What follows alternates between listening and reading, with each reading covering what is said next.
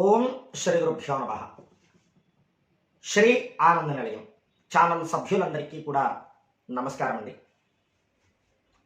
ముందు వీడియోలో మనం కర్మ సంబంధించి ఒక అద్భుతమైనటువంటి బ్రాహ్మణుడు చర్మకారునిలా అంటే కొడుకు వలె పుట్టడం అనేటువంటి వీడియోను కర్మను మనం తెలుసుకున్నాం. అది యథార్థమైనటువంటి సంఘటన.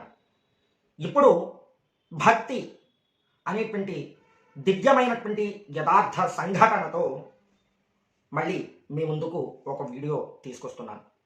మీకు వీడియో నచ్చినట్లయితే తప్పకుండా లైక్ చేయండి, షేర్ చేయండి, కామెంట్ చేయండి. మా ఛానల్లో వచ్చేటువంటి వీడియోలన్నీ మీకు అప్లోడ్ అవ్వగానే మీకు డిస్ప్లే అవ్వాలి అంటే ఛానల్ని దయచేసి సబ్స్క్రైబ్ చేయండి. నమస్కారం.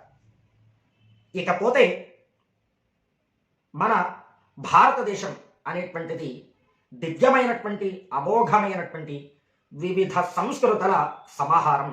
మన భారతదేశం ఎంతోమంది వైష్ణవ భక్తులు, పరమశివ భక్తులు, దివ్యమైనటువంటి భక్తుల గాథలే అనంతంగా మన యొక్క సంస్కృతిలో కనిపిస్తూ ఉన్నాయి.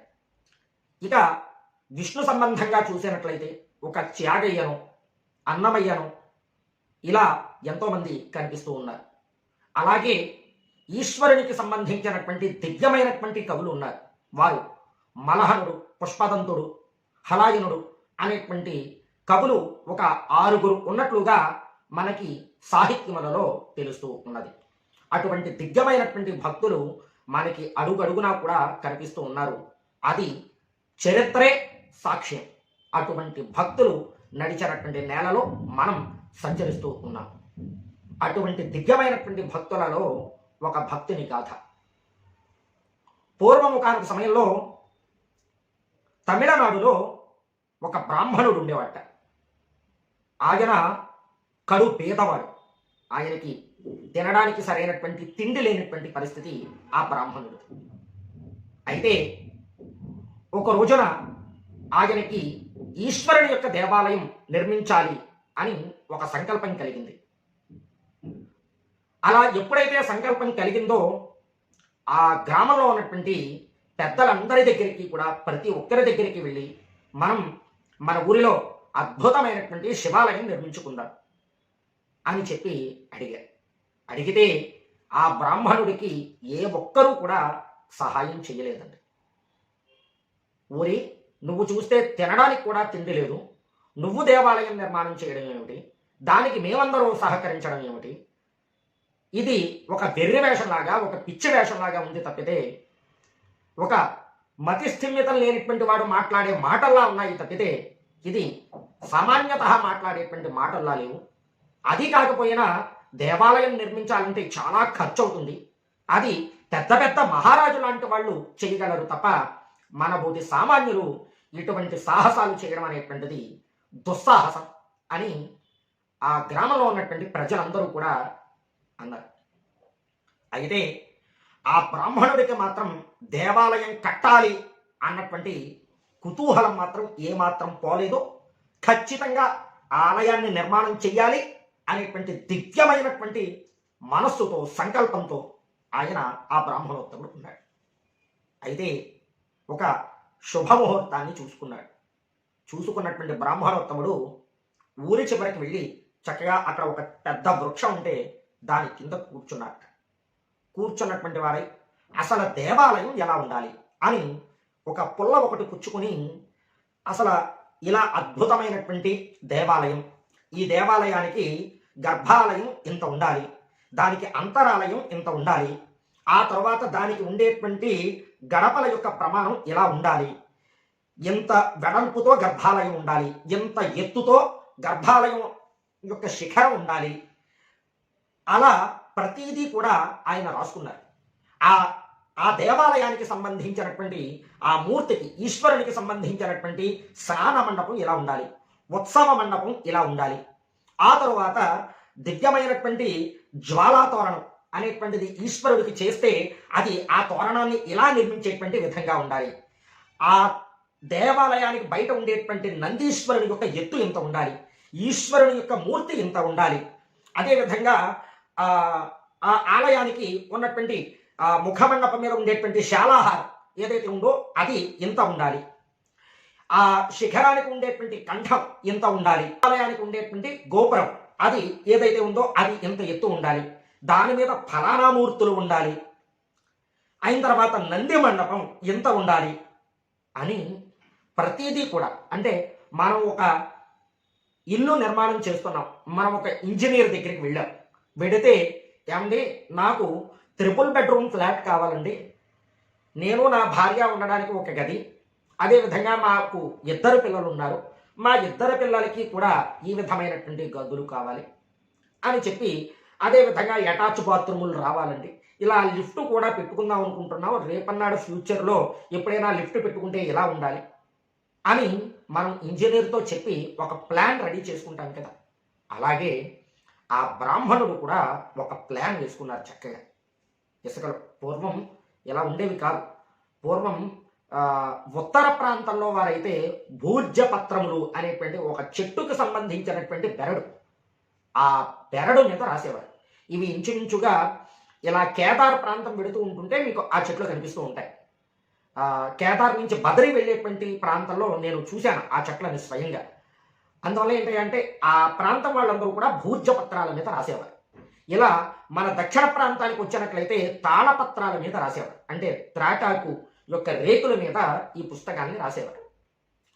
అంతకుముందు ఈ విషయం ఏది ఈ రాయడానికి ముందు కూడా ఏం చేశారయ్యా అంటే ఇసుక మీద రాసేవారట. అలా ఆయన ఏం చేశారయ్యా అంటే ఆ దేవాలయం యొక్క నిర్మాణాన్ని అంతటినీ కూడా దానికి సంబంధించినటువంటి బ్లూ ప్రింట్ అనుకోండి అది చక్కగా నిర్మాణం చేసుకున్నారు. ఇలా ఉండాలి అని చెప్పేసి ఇంత మండపాలు ఉండాలి, ఇటువంటి ప్రాకారాలు ఉండాలి, ఈ ప్రాకారంలో ఈశ్వరుని యొక్క దేవాలయం ఇలా ఉండాలి అని చెప్పి అన్నీ కూడా ఆ బ్రాహ్మణోత్తముడు చాలా సుస్పష్టంగా, ఇంజనీర్ అయినా ఒకంత ఎక్కడో అక్కడ తప్పు చేస్తాడేమో కానీ ఈయన మాత్రం అలా కాదు, ఎన్ని మండపాలు కట్టాలి, ఎంత ప్రాకారాలు ఉండాలి, ఎంత ఎత్తులో పీఠాలు ఉండాలి, ఇదంతా కూడా ప్రతీదీ అంగుళములతో శుద్ధ మొత్తం అంతా కూడా రాసుకున్నాడు. అంత అద్భుతమైనటువంటి ప్లాన్ని ఆయన సిద్ధం చేసుకున్నాడు. సిద్ధం చేసుకుని చక్కగా ఆలయానికి ఎక్కడ దీన్ని నిర్మాణం చేయాలి అనుకుంటే ఊరు చివరికి వెళితే చాలా ఖాళీ స్థలం ఉంది, అక్కడ ఒక అద్భుతమైనటువంటి ఒక పెద్ద వృక్షం ఉంది, ఆ వృక్షం కింద కూర్చుని అక్కడ పని చేసుకునేటువంటి విధంగా ఆయన ఏర్పాటు చూసుకున్నాడు చక్కగా. అలా ఈయన యొక్క ప్రణాళిక సిద్ధమైంది. ఆ తరువాత ఆలయానికి శంకుస్థాపన చేయాలి. ఎవ్వరూ కూడా గ్రామస్తులు ఎవ్వరూ కూడా ఎంత సహకారం చేయట్లేదు. ఒకవేళ ఎవరు చేసినా చెయ్యకపోయినా నేను దేవాలయాన్ని ఖచ్చితంగా నిర్మించి తీరుతాను అని చెప్పేసి కూర్చున్నాడు. చక్కగా ఒకరోజు చక్కగా అన్ని గ్రహాలు కూడా అనుకూలించేటువంటి విధంగా ఈశ్వరుని యొక్క సంకల్పమే తన సంకల్పంగా భావించి దేవాలయ నిర్మాణానికి శంకుస్థాపన చేశాడు. ఇక చూడండి, అటు నుంచి అసలు ఎన్ని ఇటుకలు పడతాయి, ఎంత మట్టి కావాలి, ఇదంతా కూడా ఆయన సేకరించుకుంటూ ఇటుక ఇటుక ఇటుక ఇటుక ప్రతీదీ కూడా తన చేతులతోనే చేయడం మొదలుపెట్టాడు. కొంతకాలానికి ఒకంత ఇటుకలు చేయడం అనేటువంటిది పూర్తయింది. ఆ పూర్తయిన తర్వాత ఆగనే మట్టి తెచ్చుకుని శుభ్రంగా తడిపి కాళ్లతో తొక్కి ఇంకా ఏదో దేవాలయ నిర్మాణానికి సంబంధించినవన్నీ కూడా ఏర్పాటు చేసుకుని ఆయనే దగ్గరుండి ఈశ్వరునికి ఇటుక ఇటుక పేర్చి దేవాలయాన్ని నిర్మాణం చేయడం సాగించాడు. అలా చేశాడు. కొన్ని సంవత్సరాల పాటు ఒక అద్భుతమైనటువంటి దేవాలయాన్ని నిర్మించాలనేటువంటి ప్రయత్నంతో అలా శ్రమిస్తూ ఒకానొక రోజుకి ఆ దేవాలయం నిర్మాణం అనేటువంటిది పూర్తి చేశాడు. ప్రతిరోజు ఆయన యొక్క దినచర్య ఏమిటి అంటే ఇంటి దగ్గర దేవతార్చన చేసుకోవడం, తిన్నగా నేను ఇలా దేవాలయం నిర్మాణం చేయడానికి వెళుతున్నాను అని చెప్పేసి అన్నాం, తిన్నగా బయలుదేరి ఊరి చివరికి రావడం, అక్కడ ఆ యొక్క దేవాలయం నిర్మాణం చేయడం, ప్రొద్దున్న లేచిన దగ్గర నుంచి పడుకునేంత వరకు కూడా, అంటే సూర్యుడు అస్తమించేంత వరకు కూడా అదే ప్రదేశంలో ఉంటూ అక్కడే భోజనం, అక్కడే ఏమైనా అలసట వస్తే నిద్ర, అక్కడే ఇంకన్నీ సమస్తం కూడా అలా కఠోరమైనటువంటి దీక్షతో శ్రమతో తనే చక్కగా ఒక దేవాలయాన్ని నిర్మాణం చేశాడు. అయితే నిర్మాణం పూర్తి కావచ్చింది. పూర్తి కాగా ఆయన ఇక ప్రతిష్ఠ చేయాలి కదా, దీనికి ముహూర్తం అంటూ ఒకటి నిర్ణయించుకున్నట్లయితే ఆ సమయానికి మిగతా పనంతటిని కూడా మనం పూర్తి చేసుకోవచ్చు అని చెప్పి అనుకుని ఒక అద్భుతమైనటువంటి ప్రతిష్టా ముహూర్తాన్ని నిర్ణయం చేసుకున్నాడు ఆ యొక్క బ్రాహ్మణోత్తముడు.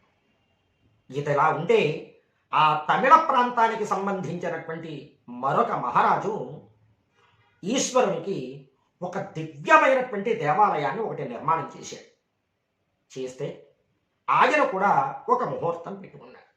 ఏది దేవాలయం ప్రతిష్ఠ నిర్మాణం చేసుకున్నాడు కదా, ఇక మూర్తిని ప్రతిష్ఠ చేయాలి.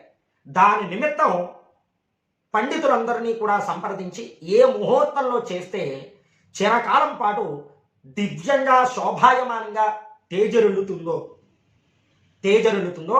అటువంటి దివ్యమైనటువంటి ముహూర్తాన్ని అన్వేషించండి అని చెప్పేసి పండితులకి చెప్పి చక్కగా దివ్యమైనటువంటి ముహూర్తాన్ని ఒకదానిని నిర్ణయం చేసుకున్నాడు. ఇక ప్రతిష్ఠా సమయం దగ్గరికి వస్తూ ఉన్నది. ఒకానొక రోజున మహారాజు యొక్క స్వప్నంలో సాక్షాత్తు ఈశ్వరుడే కనిపించి, రాజా, నువ్వు నిర్ణయించుకున్నటువంటి ప్రతిష్ఠా ముహూర్తానికి నేను రావడం జరగదు. ఆ సమయానికి నేను నీ ఆలయంలో ప్రతిష్టకు రాను. నా భక్తుడు ఫలానా ప్రాంతంలో ఫలానా చోటులో నా కోసమని చెప్పి ఒక దివ్యమైనటువంటి దేవాలయాన్ని కట్టారు. ఎటువంటి దేవాలయం? దివ్యమైన దేవాలయం కట్టారు. ఆ యొక్క దేవాలయం ప్రతిష్ట నువ్వు నిర్ణయించుకున్నటువంటి రోజునే ఆ యొక్క బ్రాహ్మణోత్తముడు కూడా నిర్ణయించుకున్నాడు. అయితే నేను ఆ ప్రతిష్టకు వెడతాను, ఆ దేవాలయ ప్రతిష్టకు వెడతాను. నేను సాక్షాత్తు ఆయన నిర్మించినటువంటి దేవాలయంలో నేను స్థిరంగా ఉంటాను అని చెప్పి మహారాజుకి స్వప్నంలో కనిపించి చెప్పాట ఈశ్వరు. అలా చెప్పేసరికి మహారాజు తుళ్ళిపడి లేచాడు ఒకేసారి. ఏంటి అసలు ఇది కళా దైవమాయ? అసలు నేను ఎంతటి మహారాజునే, ఇన్ని సంవత్సరాల పాటు కొన్ని వందల మంది శ్రమిస్తే ఇటువంటి దివ్యమైనటువంటి ఒక భవ్యమైనటువంటి దేవాలయాన్ని నిర్మాణం చేయగలిగాను ఎంత కష్టపడి. ఒక బ్రాహ్మణుడుట, అది కూడా నా దేశంలో నాకు తెలియకుండా ఎక్కడో ఒక చోట ఇంతకంటే దివ్యమైనటువంటి దేవాలయం కట్టాడా, అదేదో చూడాలి అని చెప్పి తుళ్ళిపడి లేచినటువంటి మహారాజు పదే పదే పదే పదే ఏమిటి అసలు ఆ మందిరం ఎలా ఉంది? సాక్షాత్తు ఈశ్వరుడే చెప్పాడు, నేను అక్కడ ప్రతిష్టకి వెళ్తాను, నేను అక్కడ ప్రతిష్ఠ అవుతాను అని చెప్పి చెప్పాడు. అంటే ఎంతకంటే గొప్ప, ఎంతకంటే దివ్యమైనటువంటి దేవాలయం అది ఖచ్చితంగా అయ్యే ఉంటుంది. అందువలన అసలు ఆ దేవాలయాన్ని నేను చూడాలి. ముందు ఈ ప్రతిష్ట సంగతి తర్వాత, ముందు అసలు నేను అక్కడికి వెళ్ళి ఈ దేవాలయం ఏంటో చూడాలి అని చెప్పేసి ఇంకా అప్పటి నుంచి కూడా తెల్లవారేంత వరకు నిద్రపోరా మహారాజు. అసలు రెప్ప వాలిస్తే ఒట్టు, ఎప్పుడు తెల్లవారుతుందా, ఎప్పుడు అక్కడికి వెళ్ళాలా, ఎప్పుడు మనం ఆ దేవాలయం చూస్తాం, ఎప్పుడు ఆ దేవాలయాన్ని నిర్మించినటువంటి బ్రాహ్మణోత్తముడు యొక్క దర్శనం అవుతుంది నాకు అని చెప్పి ఆ తలంపుతో తప్ప వేరే విషయం, వేరే ఇంకొకటి ఏ భావన కూడా లేకుండా అలా గడిచేందిట ఆ యొక్క సమయం. అది ఆ సమయం అసలు ఏమిటి, అసలు నడవట్లేదు అనుకుంటున్నట్ట, అంత భయంకరంగా ఉందిట ఆ సమయం. అలా జరిగినటువంటి కొన్ని గంటల తర్వాత సూర్యోదయం అయింది. వెంటనే చతురంగ బలాలతోనూ రథాన్ని అధిరోహించినటువంటి మహారాజు ఎంతో వేగవంతంగా ఆ పరమశివుడు చెప్పినటువంటి గ్రామానికి చేరుకున్నాడు. చేరుకున్న తర్వాత అక్కడ ఉన్నటువంటి గ్రామస్తులందరూ కూడా ఈ మహారాజు సైన్యంతో రావడంతో హడిలిపోయారు. ఏమిటి అసలు మా ఊరికి ఏం ముప్పు వచ్చింది, ఏమిటి అసలు, ఏమిటి ఎవరైనా మహారాజులు కొట్టుకుని ఏదైనా దండయాత్రలు చేస్తున్నారా, ఇక్కడ అటువంటి వాతావరణం ఏమీ కూడా కనిపించట్లేదు, అసలు ఏమిటి అని చెప్పేసి అనుకుంటున్నారట. ఈలోగా ఆ మహారాజు గారి దగ్గరికి గ్రామ పెద్దలలో అక్కడ ఉన్నటువంటి వాడు ఎవరో ఒక ఆయన వచ్చాడు.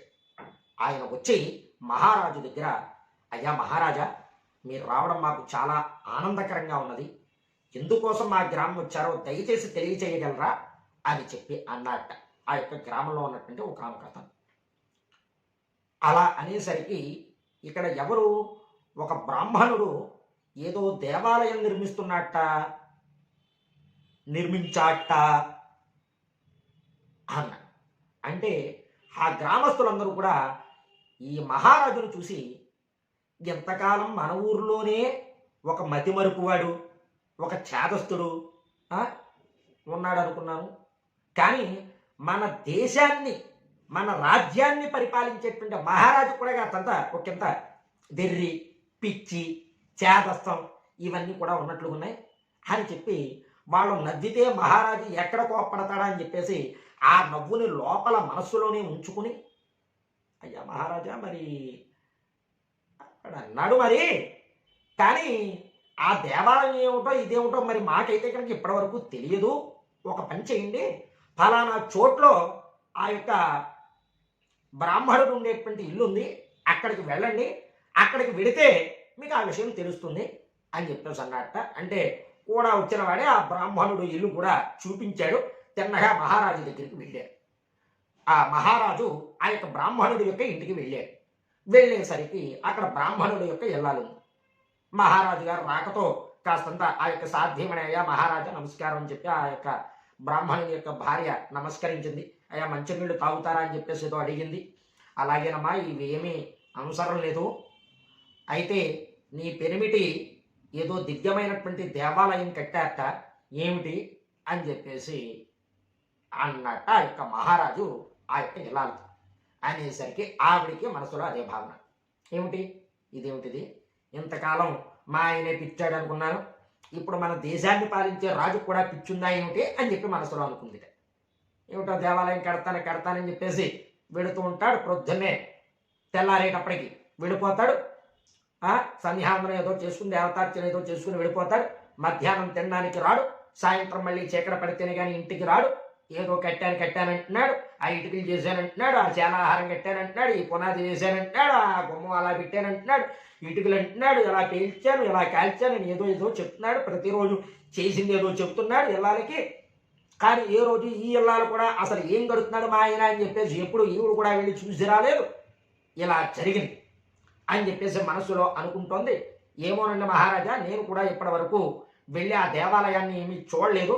అయితే మా ఆయన చెప్పడం ఏమిటి అంటే, మన ఊరికి కొంచెం దూరంలో ఒక అద్భుతమైనటువంటి మైదానం లాంటి ప్రాంతం ఉంది, అక్కడ కట్టుకుంటే ఎవరికి కూడా ఈ పొలాలకి వాటికి కూడా ఇబ్బంది కలగదు, అదేదో ఒక బీడు భూమిలాగా, ఇది ఈ వ్యవసాయ క్షేత్రం కానిటువంటి చోట్ల ఒక ఎడారి ప్రాంతంలో ఉంది, అంటే పంటలు పండనటువంటి చోట్ల ఉంది, అక్కడ కడుతున్నానని చెప్పాడు. ఇటు నుంచి ఎలా ముందుకి కొంత దూరం వెళ్ళాలి మహారాజా అని చెప్పేసి చెప్పింది. ఇలా చెప్పేసరికి మహారాజు తన సైన్యాన్ని తీసుకుని తిన్నగా వెళ్ళాడు.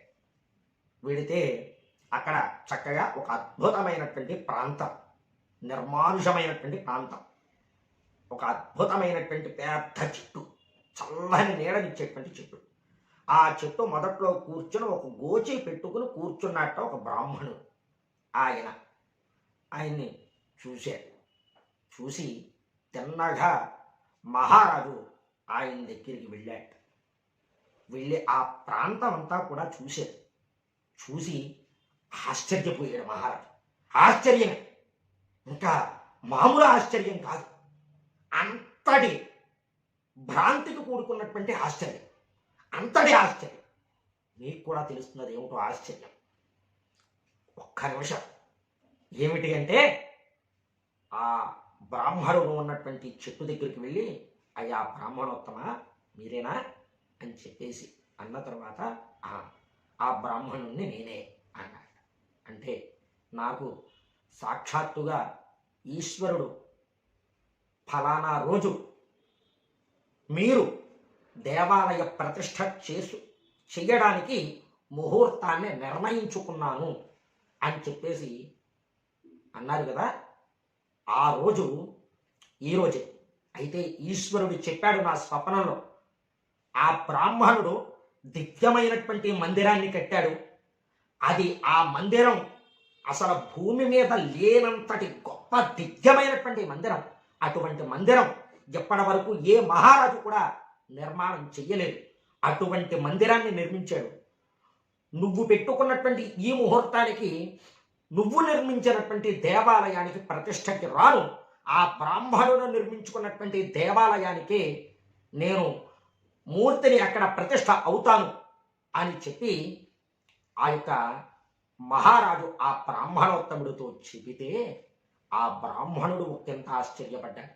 ఏమిటి, నా స్వామి మహారాజు నిర్మించినటువంటి దేవాలయం కాదని ఏదో సాదా బీద బ్రాహ్మణుడు నిర్మించినటువంటి దేవాలయంలో ఆయన ప్రతిష్ఠ అవుతానన్నాడా అని చెప్పి ఆనందించినటువంటి ఆ యొక్క బ్రాహ్మణోత్తముడు నిర్ణయించుకున్నటువంటి రోజు ఈ మహారాజు వెళ్ళినటువంటి రోజు. తెల్లవారి లేస్తే ప్రతిష్ఠ చెయ్యాలి ఆ యొక్క మహారాజు దేవాలయాన్ని. దేవాలయంలో ఉన్నటువంటి మూర్తిని ప్రతిష్ఠ చెయ్యాలి. ముందు రోజు రాత్ర ఈ స్వప్నం కలిగింది మహారాజు. వేగవంతంగా ఆ ప్రతిష్టని ఉన్న ఫలంగా ఆపేసి తిన్నగా ఆ బ్రాహ్మణుడు ఉన్నటువంటి ప్రాంతానికి వెళ్ళాడు. ఆ యొక్క బ్రాహ్మణుడు కూడా ఆ రోజు చేయవలసినటువంటి నిత్యానుష్ఠానాలు పూర్తి చేసుకుని తిన్నగా అక్కడికి వెళ్ళాడు. వెళ్ళి ఆ చెట్టు కింద కూర్చొని సంకల్పం చేసేటువంటి సమయానికి ఆ మహారాజు అక్కడికి వెళ్ళాడు. ఆ బ్రాహ్మణుడు సంకల్పం చేశాడు చక్కగా. ఆ సమయానికి ఆ మహారాజుకి దిగ్భ్రాంతితో కూడుకున్నటువంటి ఆశ్చర్యం ఏమిటో తెలుసా? అక్కడ భౌతికమైనటువంటి నిర్మాణంతో కూడుకున్నటువంటి దేవాలయం ఏమీ లేదు అసలు. ఆ బ్రాహ్మణుడు దేవాలయం కట్టల. ఆ మ్యాప్ వేసుకున్నది నిజం, ఇటుకలు చెయ్యడం నిజం, ధ్వజస్తంభాలు నిలబెట్టడం నిజం, అద్భుతమైనటువంటి గాలి గోపురాన్ని నిర్మించడం నిజం, ఆకాశాన్ని తాకేటువంటి శిఖరాన్ని నిర్మాణం చేయడం నిజం, ఆ గర్భాలయంలో ఈశ్వరుని యొక్క మూర్తి ఎంత ఉండాలి అని చెప్పి సప్రమాణకంగా ఆ మూర్తిని తయారు చేయడం నిజం. ఆ నంది మండపంలో ఉన్నటువంటి నంది ఇటుగే ప్రక్కకి పడుకుని ఉండాలి. నంది మెడలో ఉన్నటువంటి గంటలతో సహితంగా లెక్క పెట్టి నంది శిల్పాన్ని చేయడం నిజం. అద్భుతమైనటువంటి అమ్మవారి యొక్క మందిరాన్ని నిర్మాణం చేయడం నిజం. అభిషేక మండపాన్ని, ఉత్సవ మండపాన్ని, స్నాన మండపాన్ని, వస్త్ర అలంకరణ మండపాన్ని, దివ్యమైనటువంటి కళ్యాణ మండపాన్ని, కళ్యాణ వేదికలు, వీటినన్నింటినీ కూడా సిద్ధపరచడం, నిర్మాణం చేయడం నిజం. ఇదంతా కూడా నిజమే. ఎక్కడ అక్షర దోషం లేదు. చెప్పినటువంటిదంతా కూడా నిజం. కానీ మహారాజుకి ఏం కనిపించట్లేదు, ఏమీ కనిపించట్లేదు. మహారాజు ప్రతిష్ఠా సమయం దగ్గరకి వచ్చింది. ఈ మహారాజు వచ్చారు కదా తిన్నగా బ్రాహ్మణుని కలవడానికని. మహారాజే వస్తే పొరపాటుని ఈ బ్రాహ్మణుడు ఏమైనా దేవాలయం నిజంగా కట్టేసాడేమో అని ఆ గ్రామస్తుడు, ఆ యొక్క బ్రాహ్మణోత్తముడి యొక్క భార్య కూడా వచ్చేసారు మొత్తం ఈ ప్రాంతానికి. ప్రతిష్ఠా సమయం ఆసన్నమైంది. ఆకాశం చూస్తే చాలా నిర్మలంగా ఉంది. ఎటు చూసినా అది శరత్కాలం కాకపోయినా దివ్యమైనటువంటి ఒకంత మంచుతో కూడుకున్నటువంటి చల్లని గాలులు వీస్తూ ఉన్నాయి. ఎంత నిర్మలంగా ఆహ్లాదకరంగా ఉంది అంటే ఆ వాతావరణం చెప్పడానికి సాధ్యం కాదు. అంతటి స్వచ్ఛమైనటువంటి గాలులు వీస్తూ ఉన్నాయి. అది వసంతకాలం కాకపోయినా కోకిలలన్నీ కూడా చక్కగా దివ్యంగా రమణీయంగా కూస్తూ ఉన్నాయి. అంతటి అద్భుతమైనటువంటి శోభతో కూడుకున్నటువంటి వాతావరణం అక్కడ నెలకొని ఉన్నది. ఆ వాతావరణంలో మరికొద్ది నిమిషములలో ఆ దేవాలయం ప్రతిష్ఠ జరగబోతూ ఉన్నది. సాక్షాత్తు ఆ బ్రాహ్మణుడే చేస్తున్నాడు ఆయన చేతుల మీదుగా. మహారాజు చూస్తూ ఉన్నాడు, గ్రామ ప్రజలందరూ కూడా చూస్తూ ఉన్నారు. పక్కనే కట్టుకున్న భార్య కూడా ఉన్నది. ఈలోగా దేవదుందుభులు మోగుతూ ఉన్నాయి. అద్భుతమైనటువంటి ఢమరుక నాదాలు, శృంగనాదాలు, శంఖనాదాలు, తప్పెట్లు, ఇవన్నీ కూడా నగారాలు, ఇవన్నీ కూడా మోగుతూ ఉన్నాయి. ఆ శబ్దములు వింటూ ఉంటేనే ఒక్కొక్కరికి అసలు ఏం జరుగుతోందా అన్నంత దివ్యమైనటువంటి అలౌకికమైనటువంటి భావనలకి వెళ్ళిపోయారు అందరూ కూడా. అందరూ హృదయాలు కూడా అంతటి నిర్మలంగా మారిపోయాయి ఆ ప్రదేశానికి వచ్చేసరికి. అప్పుడు ఆ జయ జయ శంకర హర హర శంకర, జయ జయ శంకర హర హర శంకర అంటూ ఆ వృషభ వాహన రూఢుడైనటువంటి ఈశ్వరుణ్ణి ఆ ప్రమథగణాలు సేవిస్తూ ఆ కైలాస పర్వత శిఖరం నుంచి అలా ఆకాశంలోంచి దివ్యమైనటువంటి మూర్తులు తేజోమంతంగా అలా వస్తూ వస్తూ వస్తూ వస్తూ వస్తూ ఆ బ్రాహ్మణోత్తముని యొక్క హృదయంలోకి ఈశ్వరుడు వెళ్ళిపోయాడు. అమ్మతో సహితంగా వృషభ వాహన రూఢుడైనటువంటి ఈశ్వరుడు ఆ బ్రాహ్మణోత్తముని యొక్క హృదయంలోకి అలా వెళ్ళిపోయాడు. ప్రమథ గణసేవితుడైనటువంటి ఈశ్వరుడు అలా బ్రాహ్మణుడి యొక్క హృదయంలోకి వెళ్ళిపోయాడు. ఆ వెనుక నందీశ్వరుడు వెళ్ళిపోయాడు. ఆ తరువాత ఆ వెనుక విఘ్నేశ్వరుడు వెళ్ళిపోయాడు, సుబ్రహ్మణ్యేశ్వరుడు వెళ్ళిపోయాడు, భృంగీశ్వరుడు వెళ్ళాడు, చండీశ్వరుడు వెళ్ళాడు. అలా ప్రమథ గణాలన్నీ ఒక్కొక్కటిగా ఒక్కొక్కటిగా ఒక్కొక్కటిగా అలా బ్రాహ్మణోత్తముని యొక్క హృదయంలోకి వెళ్ళిపోయారు.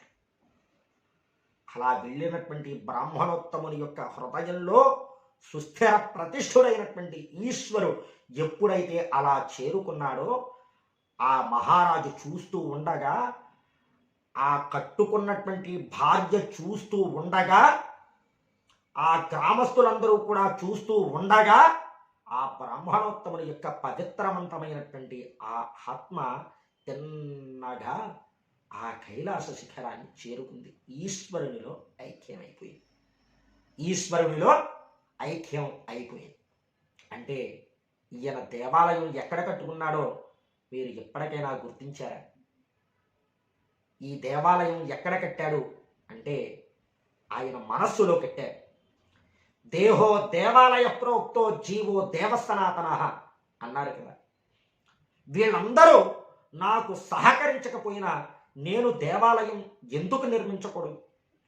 ఈశ్వరుడు నా కోసమే ఇంతటి దేహాన్ని దేవాలయంగా ఇచ్చినప్పుడు ఈ దేహంలో ఆ ఈశ్వరుడు ఉన్నటువంటి దేవాలయాన్ని నేను ఎందుకు నిర్మాణం చెయ్యకూడదు అనుకున్నటువంటి ఆ యొక్క బ్రాహ్మణోత్తముడు అదే చెట్టు కింద కూర్చొని మఠం వేసుకుని ఇన్ని వేల ఇటుకులు తన చేతితో ఆ మట్టిని పిసికినటువంటి భావన చేసి తన చేతితోనే ఒక్కొక్క ఇటుక తెచ్చి ఆ పక్కన ఉన్నటువంటి ఆ నదిలో ఉన్నటువంటి జలాలే ఒక కుండతో మోసుకుని వచ్చినట్లుగా భావన చేసి ఆ ఇటుకలని తడిపి మట్టిని పిసికి అంత అద్భుతమైనటువంటి ఇటుకలతో దివ్యమైనటువంటి ఆ దేవాలయాన్ని ఇటుక ఇటుక ఇటుక పేర్చి తన మందిరంలోనే ఇంత శ్రమతో అంతటి అద్భుతమైనటువంటి దేవాలయాన్ని కట్టాడు ఆ యొక్క బ్రాహ్మణోత్తముడు. అందుకని ఆ యొక్క మహారాజు యొక్క స్వప్నంలో సాక్షాత్తుగా ఈశ్వరుడు కనిపించి ఎంతటి అద్భుతమైనటువంటి మందిరాన్ని కట్టాడు గనుకే ఈశ్వరుడు ప్రతిష్టకు వస్తానని చెప్పాడు. నేను భౌతికంగా ఎన్ని లక్షల రూపాయలు ఖర్చు పెట్టినా, అంత సుందరమైనటువంటి దేవాలయాన్ని కట్టినా నేను రాను అన్నాడు. అంటే ఎంత పదిలంగా, ఎంత భక్తితో, ఎంత ప్రేమతో, ఎంత ఆర్తితో ఈ మందిరాన్ని తన హృదయంలోనే నిర్మించుకున్నాడు అని చెప్పి అనుకున్నట్ట మహారాజు. అలా అనుకుని ఉండగా ఆ బ్రాహ్మణుడి యొక్క ఆత్మ అలా కైలాస శిఖరాన్ని చేరుకున్నది. ఆ ఈశ్వరునిలో ఐక్యమైనది. చూశారా ఇక్కడ భక్తి అంటే ఏమిటో?